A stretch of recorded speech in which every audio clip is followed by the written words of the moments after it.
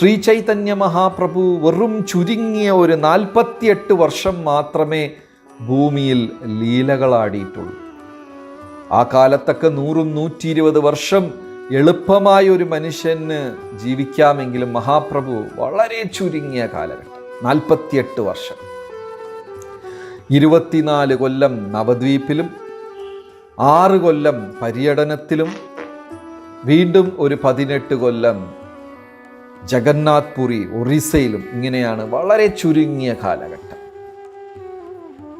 മഹാപ്രഭുവിനെ കുറിച്ച് വളരെ ചുരുക്കം ഗ്രന്ഥങ്ങളാണ് വിശദീകരിക്കുന്നത്.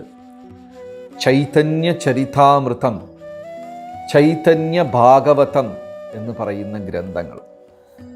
വ്യാസമഹർഷിയും ശുകമഹർഷിയെല്ലാം അവരും കലികാലത്തിൽ വ്യത്യസ്ത രൂപങ്ങളെടുത്ത് ഭക്തസ്വരൂപമെടുത്ത് അവരും ഈ ഗ്രന്ഥങ്ങൾ രചിച്ചു.